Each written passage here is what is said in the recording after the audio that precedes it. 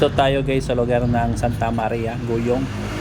Ayan, meron kaming ginagawa dito ng automatic transmission ng Ford Ranger Wild Track. So, sinirbisan pa namin ito. Saan galing to sir natin sinirbisan?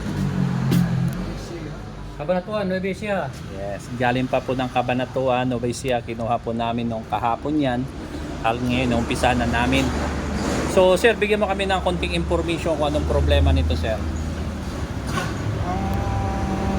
Ang problema na to, gear to, yung correct gear ratio.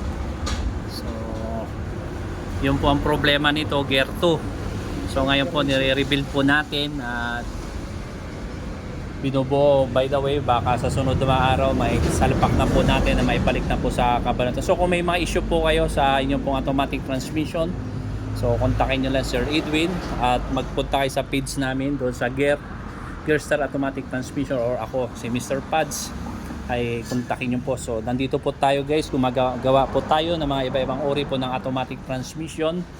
At kung may mga problema kayo, pwede po kayong tumawag. I-attach ko na lang yung telephone number para po matawagan nyo po ako, si Sir Edwin. So yan guys, huwag po kayo mag-atubili. Gumagawa kami lahat ng ori ng automatic transmission.